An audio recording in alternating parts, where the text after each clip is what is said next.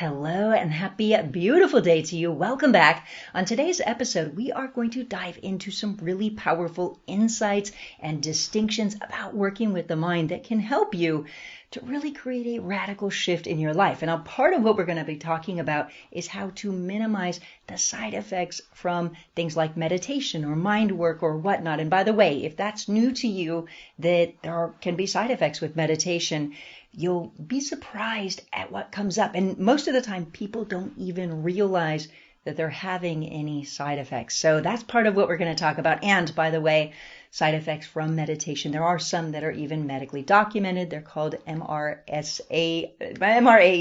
meditation-related adverse effects. And so, but either way, there's some depth to understanding how the mind works that is very, very exciting because, like anything, the more you know how it works, the more you can succeed at it. Just like a computer.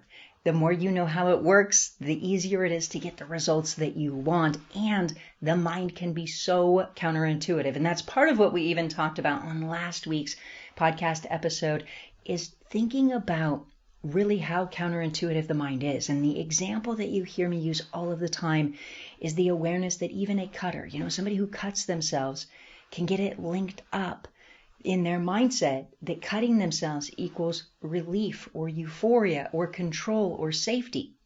And by the way, so often I'm seeing people who are working with their minds who are getting the wrong things linked up that can cause other problems or more problems that they don't realize. For example, sometimes people will then frame in their mind and they'll say something like, problems are opportunities. Now, there's a positive side to that, which, looking at problems with the can-do mindset, that's a good thing. But the flip side of that is, if somebody wants more opportunities, what do they need to have? More problems. And so you want to be careful. So you wouldn't want to say problems are just opportunities. Instead, you'd want to say, okay, well, if a problem comes up, it's a wake-up call, like I need to change something, and don't worry, I can turn it around and at least then grow and expand and turn it into a positive.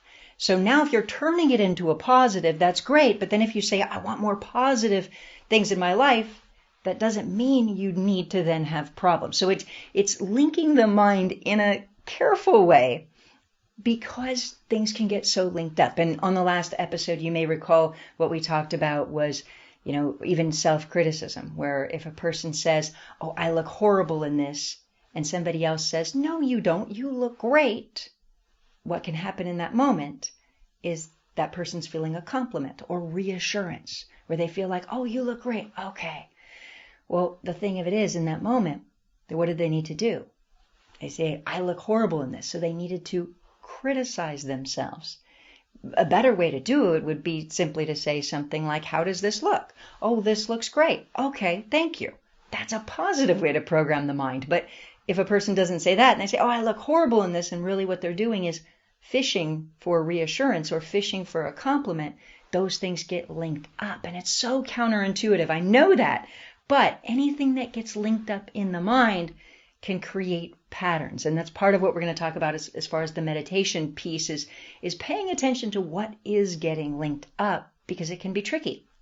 So, but on this part, that's the thing that you want to think about with how the mind gets wired is, anything that's has a feeling to it. For example, some people will have love linked to sympathy. And so what unfortunately happens is that they need to have more problems and hardship, and that's how they get love and connection.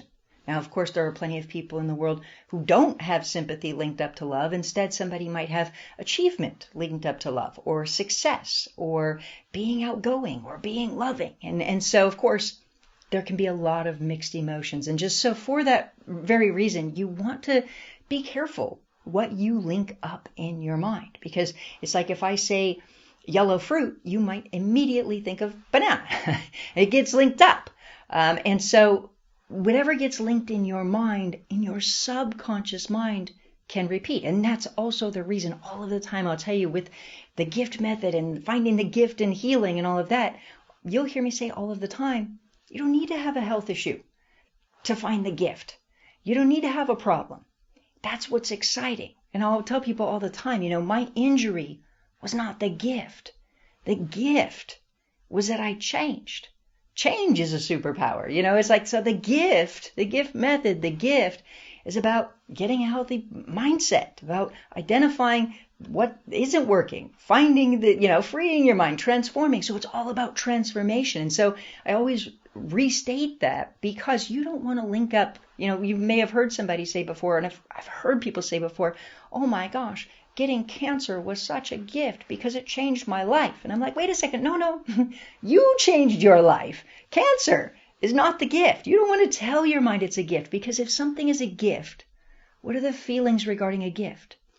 The feelings regarding a gift is, oh, I want to keep the gift. Oh, I can't wait to open it. Oh, what's inside that gift? Oh, exciting. Oh, thank you. Oh, this is wonderful. So it's gratitude. It's receiving it. In childhood, you get a gift.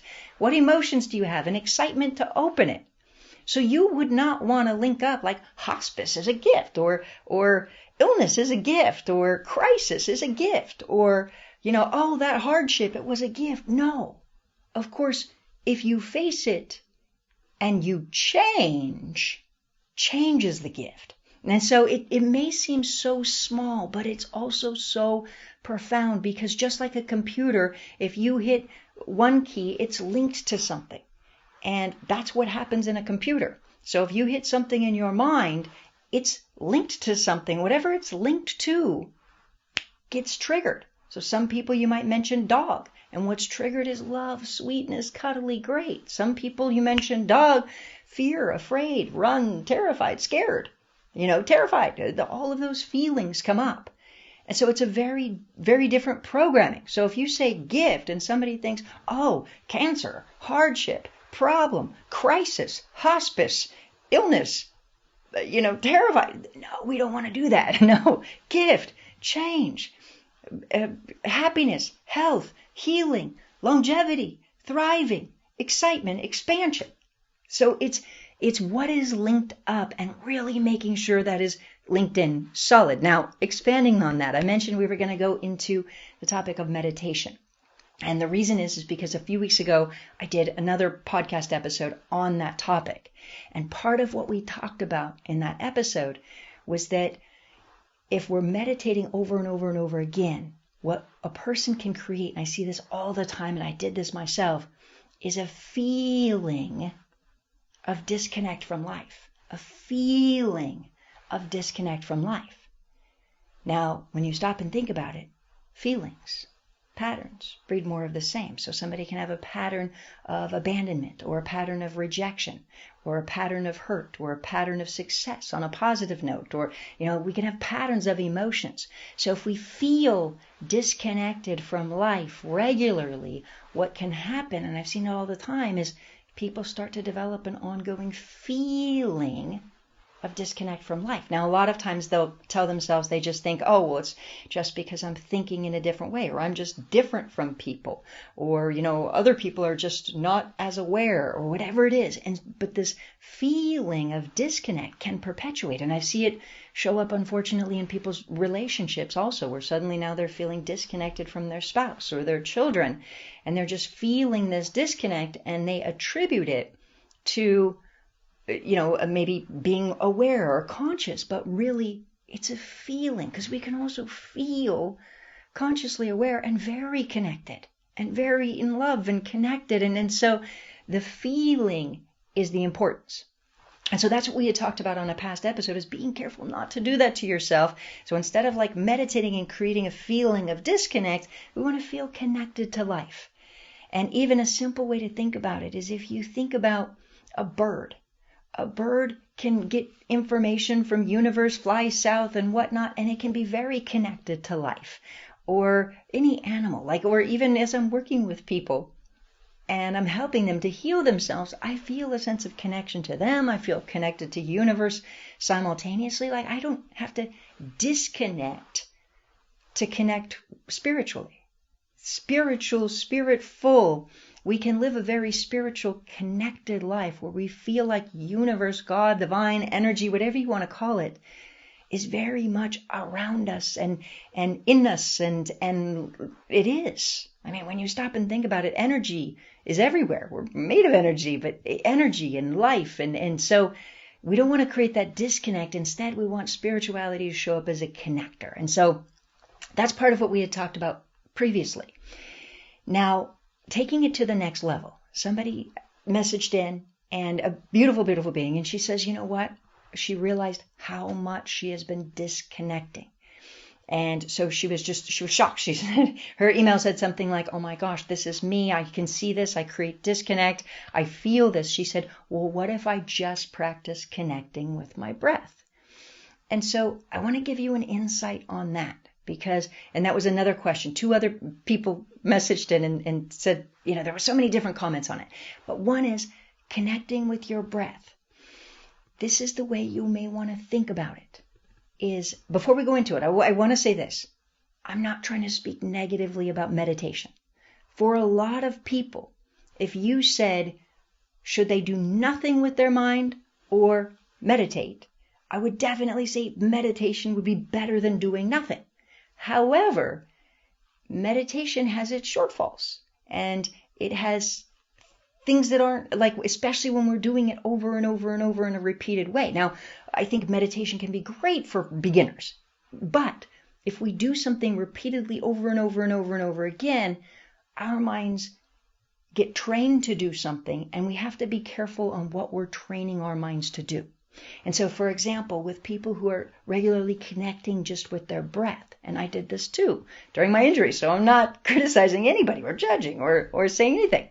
But what can happen is this, is imagine if somebody practices connecting with their breath and just hearing their breath and doing it over and over and over and over for a long period of time. What can happen is a couple things, is that even in your day-to-day life, you become more and more and more aware of your breath. Now, the challenging part of that is this, is that I've seen people who develop an increasing sense of insecurity, where they become hyper aware. So let's say, for example, in a board meeting where they might be needing to show up in a board meeting or show up present with their even spouse in a relationship or present with their kids, they don't realize that part of their mind is now very, very, very aware of their breathing. Now, is that helpful? You decide. Okay, for me, it wasn't. I had to go, wait a second. So I practiced presence to get out of my head. Now, some people, because they've spent so much time doing it, I've seen people that become hyper insecure. Like they go into a room of people and they have so much self-awareness that it's not helpful, because now it's like, to me, yes, there's times I want to connect with the universe and that connection and that spiritual connection, but being hyper aware of self wouldn't serve me. I like to be present with others. And then, of course, have time being present with myself. But it's in a way of being present, not too internalized. So that's the way you want to look at it, is decide for yourself. For a lot of people, what can happen is it becomes unhelpful. Like, is it helpful for me to hear my breath all the time? For me, the answer is no. It becomes a distraction and it takes away from my presence. Is it helpful for me to be hyper insecure or hyper aware of inside? No, right now, even as I'm doing this, the better I can be present and aware and show up right now is better. And so that's what tends to happen is I've seen people who got into meditation, but hearing their breath, that became actually increasingly insecure, because as they show up around other people, there's so much self-awareness in that moment that it's not helpful. Now, of course, I'm not saying don't do self-awareness. I'm saying do it in a healthy way. And so that's what you want to ask yourself. For me, presence is the answer. And of course, so it's different. It's showing up with presence. Now, on another note, another person wrote in and said, well, what if we have thoughts and then we just not react, and you observe your thoughts and you not react, and you observe your thoughts and not react, etc. Now, this is another one that I would be really careful about wiring. And this is why. what we ultimately want to do is create a healthy response. So let's say if I had thought patterns that were going on in my mind, what I would want to do is observe them, and if they're not optimal, if they're not what I want them to be, I'd want to rewire them. So I wouldn't want to train myself to not react. Instead, I would want to train myself to write it down, to rewire it, to get different mind programming, to identify where it's coming from, and free myself. So I would want to train myself to take action. I would not want to train myself to take inaction. It's like if somebody was seeing, some type of pattern of not reacting, or another way to think about it is like this, is if somebody sees cockroaches running through their house. Well, you don't want to just freak out and panic. That's not going to help. But you don't want to say, okay, well, just there you go, non-reaction. But instead, you want to take action to get them not coming in. And the same is true with your mind, is that you don't want to freak out and panic and stress out. But also, you don't want to train yourself that says, it's okay, it's okay, it's okay, I'm non-reactive, but you want to rewire your mind. So that's the insight that I want to provide you, is exactly that, is that a lot of times people have different ways of meditating, and you want to think about what that is. Now, by the way, somebody wrote in and said, what about meditation where you're programming information in your mind and picturing and making pictures and whatnot? And that's called visualization. And so visualization is where you're creating positive mind programming, visualizing something. That's visualization. And so there's definitely a difference between that. But you want to just be careful and ask yourself, what is the positive mind programming that you want? And even if we go back again to last week's episode where we talked about, our beautiful volunteer criticizing herself. And I said, well, wait a second. Instead of criticizing yourself, because this is what happens, is people will criticize themselves and it doesn't give them a chance to then rewire their mind for what they do want it to do. And so that's really where we're going here today, is exactly that, is paying attention to what your mind is doing, what it is linked to, and what you're asking it or training it to do. So if you're regularly training it to do something, ask yourself, is that helpful for you in your life? And so ultimately, what I see that is healing, transformative, is identifying the issues in the mind, identifying what's not optimal. Again, we don't need to have a bunch of problems, but identifying what's not optimal even, or what is problematic, identifying it, and then identifying what you want your mind to do, and then linking it up in a positive way. So that's the insight that I want to share with you today, is exactly that, is noticing what you're linking up in your mind, and also noticing the things that you're repeatedly doing in life. Is it helpful? Are you suppressing things? Are you disconnecting? Are you training yourself to just not take action? If you think about it, a lot of times when we do have something that is negative, if it's coming up over and over, many times changing our mindset is one part of it, but also even changing our actions to follow through, to program ourselves to react in a different way, in a positive way, can also be beneficial as well. So we want to make sure how you're programming your mind and really dial that in. And so, as you'll hear me say all the time, the more that every single person understands their own mind, the better this world is for all of us. And so, by the way, on that note, I want to ask you to please do make a point to hit the share button on this episode. Share it with somebody you love, somebody you care about, or somebody you don't even know.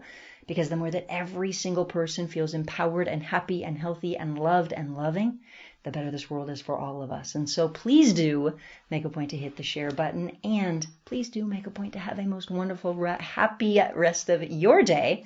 And I look forward to connecting with you on the next episode. We'll see you there.